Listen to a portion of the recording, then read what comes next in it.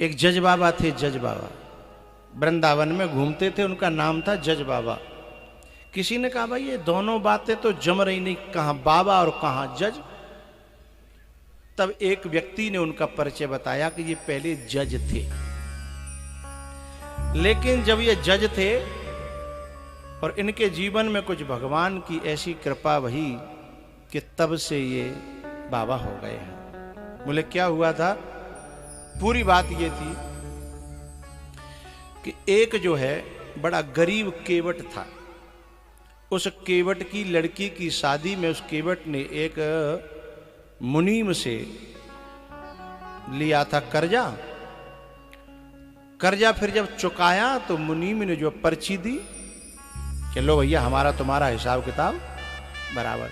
केवट बोले भैया हमारी तुम्हारी रेंट पेंट अब पुरखन के जमाने की ये काय को हम अविश्वास थोड़ा ही है, कोई तुम पे कोई शंका तो रही है, वो क्या जरूरत है। सो पर्ची वहीं छोड़ दी, लेकिन बाकी दिमाग में थोड़ी सी बेईमानी, सुबह उठा के पर्ची धर ली। और पहले जमाने में क्या गांव में ही कोर्ट कचहरी लगती, 8 दिना में 1 दिना 15 दिना, तो कोर्ट कचहरी लगी। सुबह में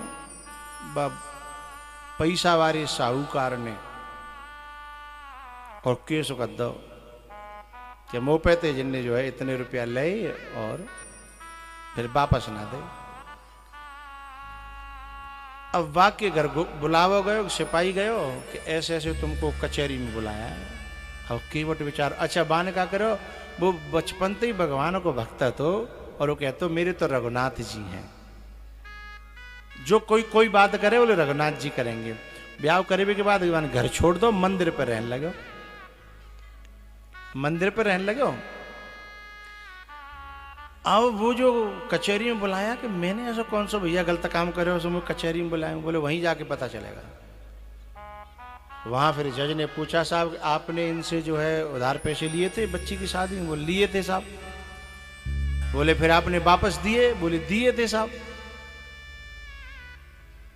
तो बोले इनने कोई तुम पे सबूत है? बोले हमारा तो साहब बाप पुरखन के जमाने को ताल मेलो, हमने कुछ पर्ची फर्ची लई दे तो रहे जे सेठ जी, पर मैंने लई नहीं। बोले तो ऐसे थोड़ी केस माना जाएगा, तुम पे कोई सबूत नहीं है, कोई गवाह? बोले मैं तो दुनिया में कोई गवाह ना है, रघुनाथ जी वाले ही मेरे तो गवाह हैं। अब जज ने समझी कि रघुनाथ जी कोई आदमी है, तो जज बोलो ठीक है, तो अगले सप्ताह में फिर कचहरी लगेगी, रघुनाथ जी को बुला के ले आना, ठीक है।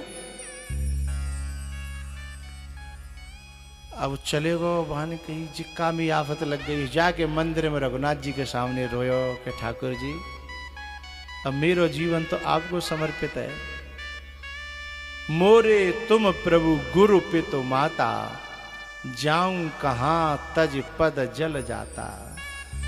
मैं तो तुम्हारी शरण में हूं और जी मैंने तो विश्वास करो, विश्वास के बदले जी ऐसा। अच्छा इधर क्या हुआ, कानून की कार्रवाई के तहत जो है गवाह के यहाँ सम्मन भेजोगे रघुनाथ जी के नाम से। वो गांव में पूरे में घूम्यो, बोले भैया कोई रघुनाथ जी नाम का आदमी? बोले ना है। तो एक आदमी ने कही भाई रघुनाथ जी नाम को आदमी तो ना है पर मंदिर है। तो सिपाही बोले वो तो कंटी काटनी है, वो तो मैं दे आऊं। तो मंदिर में चले गो, पुजारी तो जाके बोलो साहब रघुनाथ जी के नाम से सम्मन है। पुजारी जी बोले कि भोग लगा मत भाई दुनिया देखी। अब तक ठाकुर जी के लिए कपड़ा आते थे, भोग आता था, सामान आता है, पर जिंदगी में पहली बार सम्मन आया और वो भी गवाह के रूप में। बाने साहब चिट्ठी ले ली, पुजारी ने साइन कर दे, बोले कोई बात नहीं, ठाकुर जी के चरणों में दद दी। और वह हम पढ़ी तो वह केवट को नाम। अब जो केवट था ना वो तो रो के 7 दिन बस यही कहता रहा कि ठाकुर जी बुढ़ापो मेरो क्यों बिगाड़ रहे हो, मैं पूरी जिंदगी में आज तक मैं एक दाग ना मुंह पे, और यदि मैं जा दाग लेके मरे हो तो न मैं चैन से मर पाऊंगा और न जी पाऊंगा, मेरे संग ऐसा मत करो। अब कहा भयो बुद्ध ना आयो। वो ठाकुर जी के चरणों में माथा झुकाए के बोले आप यो मेरे तो दूसरो न कोई, मेरे तो गिरधर गोपाल दूसरो न कोई। और पुजारी ने कह दी चिंता मत करना, जिसका भगवान बजाता है ना फिर उसकी कोई बिगाड़ नहीं सकता, चिंता मत करना जाओ। इधर ठाकुर जी तो पुजारी ने कही कि मैंने आपकी सेवा करी होए तो आज मेरे भगत को, शिष्य था उन्हीं का पुजारी जी का, आज मेरे भगत की रक्षा करना। और खसी माल मूरत मुस्कानी, विनय प्रेम बस भई भवानी।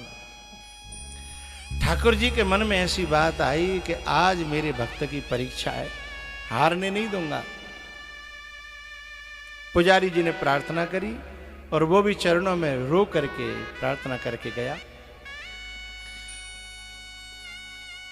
जज ने कहा साहब कोई गवाह आप लाए? बोले साहब मैं तो रघुनाथ जी गवाह हैं और कोई ना दुनिया में मेरो। वो जो आवाज लगाता है ना उसने कहा रघुनाथ जी हाजिर हों। रघुनाथ जी हैं का? सो पीछे थे एक बड़े बूढ़े से आदमी ने यूं हाथ ठाड़ो करो, हाँ जी हम हैं। और लठिया के सहारे थे डगमगाते भये। बोले कट घरे में आओ, गवाही देनी है आपको। बोले जी साहब। अब कट घरे में आए और गवाही देवे के लिए जज ने कहा कि इन्होंने इससे उधार पैसे लिए थे तब तुम थे? बोले थे। बोले इन्होंने जब चुकाए थे तब तुम थे? बोले थे। अच्छा तो इन्होंने इनको कोई सबूत के रूप में पर्ची दी थी? बोले दी थी। तो बोले वो पर्ची कहाँ है, आपके पास है? बोले मेरे पास नहीं है साहब, सेठ जी की अलमारी में 330 नंबर पेज के और डायरी के बीच में वो पर्ची धरी है, निकलवा लो।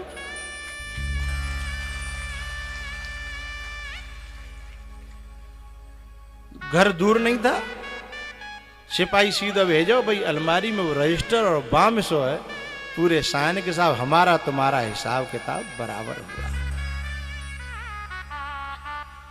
अब क्या हुआ, वो केवट तो रो रो के बड़ा बुरा हाल के ठाकुर जी मैं आपने बेदाग बचा लिया। अब इधर क्या हुआ कि वे तो गवाही दे के तो ताली बज गई, वो बाजित बरी है गए और महफिल उठ गई। लेकिन जज जो है पीछे होके बड़े बूढ़े ढूंढने लगे कि ऐसो गवाह इतना कॉन्फिडेंट मैंने आज तक नहीं देखो। सो वो तो गवाह तो मिलो नहीं, वो केवट मिलो। बोले भैया वो आपके जो गवाह थे उनसे मिलना है। बोले यहीं कहीं होंगे। बोले मैं ढूंढिया पूरे में कहीं है नहीं। बोले तुम्हारे तो गवाह हैं, तुम तो जानते होंगे। बोले हाँ हाँ वो मेरे परिचित हैं, मैं उन्हीं की शरण में रहता हूँ। तुम्हारे गांव के ही हैं? बोले हाँ गांव के ही हैं। तो इनका मकान? बोले मकान नहीं है, इनका मंदिर है। तो जज ने समझी कि जिन्न कोई मंदिर बनवाया हो। तो बोले मंदिर तो बनवाया होगा लेकिन मकान? बोले नहीं मंदिर ही इनका मकान है। बोले मंदिर ही मकान है? तो बोले ये मंदिर में रहते हैं? बोले हाँ हाँ पूरा गांव इन्हीं की सेवा करता है, इन्हीं के दर्शन करता है, ये मंदिर में ही रहते हैं। सो जज समझ गो। बोले तुम जो तुम्हारे मंदिर में जो ठाकुर जी उनकी बात कर रहे हो क्या? बोले वो हाँ वही रघुनाथ जी हैं, मेरे तो दुनिया में और कोई है ही नहीं।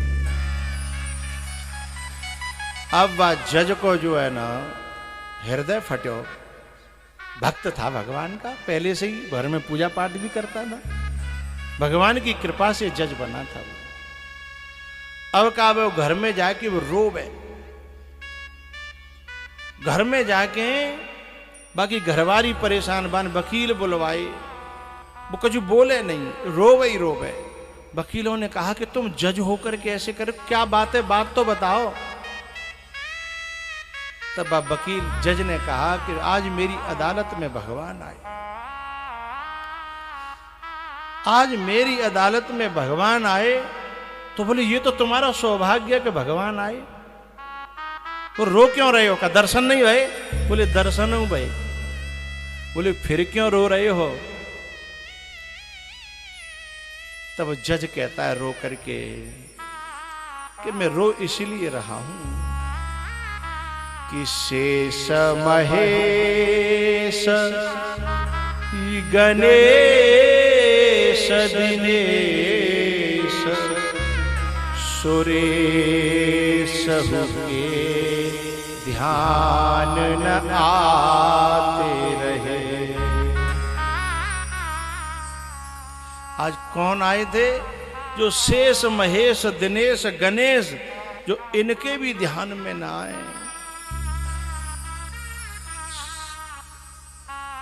बोले फिर इसमें तुम्हें रोना क्यों आ रहा है? रोने की क्या बात है?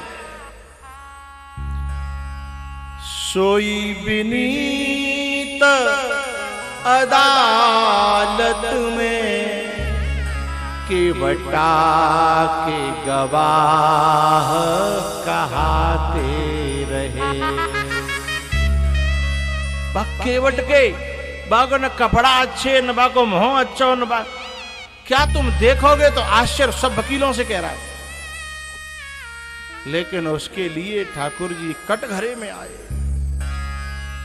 तो बोले तुम्हें तो दर्शन हो गया, खुशी होना चाहिए, तुम रो क्यों रहे हो? तब वकील जज कहता है कि दुख सुख धोके दरस दिए को भयो, दुख नाही न जो तज जाते रहे। मुझे धोखे में भी दर्शन हो गया, मुझे इस बात की बहुत खुशी है।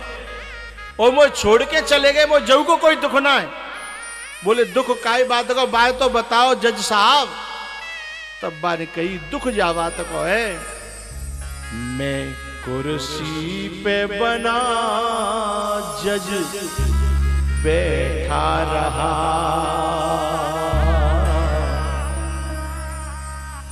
कुर्सी पे बना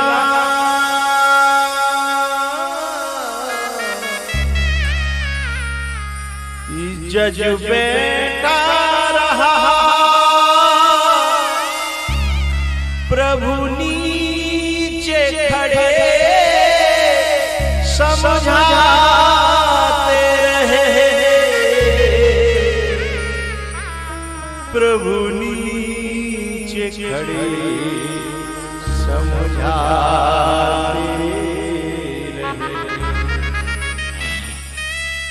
जब मैं छोटा सा स्कूल में जाता था तो सर आते थे तो मैं खड़ा हो जाता था। मैंने कभी भी मर्यादा का उल्लंघन नहीं किया।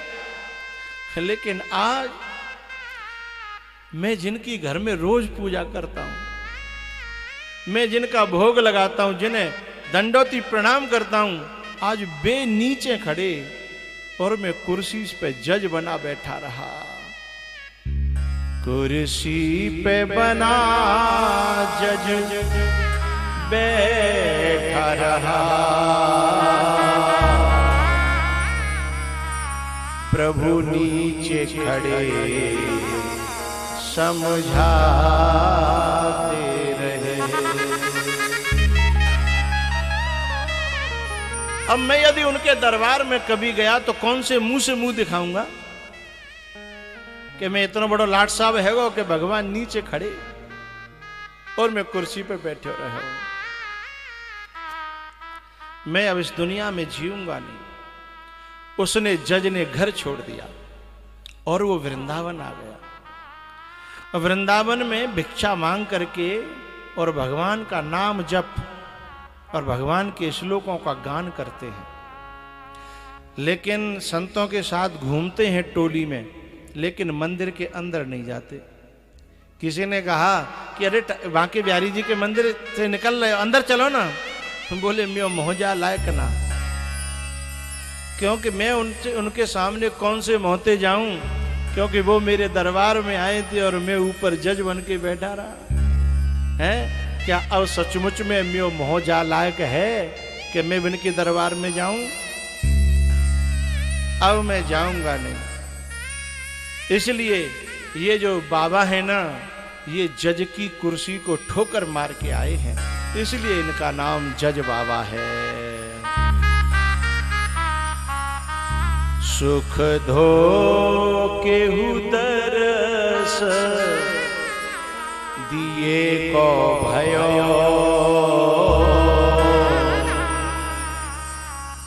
सुख दुख नाहि न जो तज जाते रहे। सुख शारद नारद शेष गणेश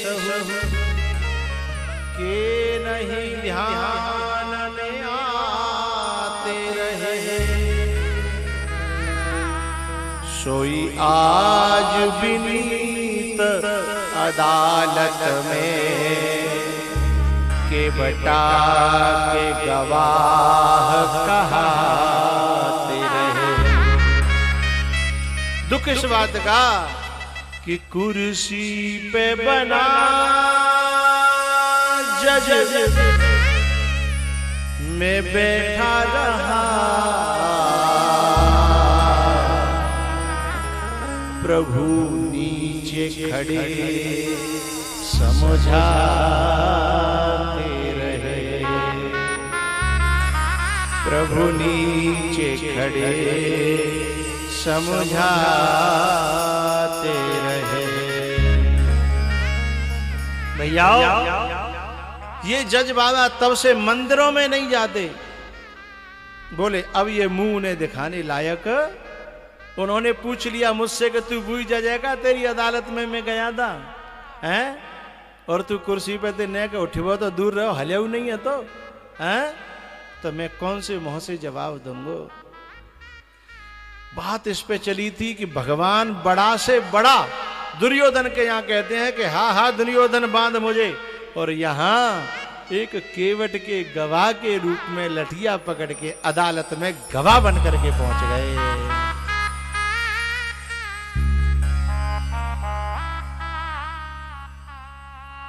कौन कहता है भगवान खाते नहीं, सबरी की तरह से खिलाते नहीं। कौन कहता है भगवान आते नहीं, द्रौपदी की तरह से बुलाते नहीं।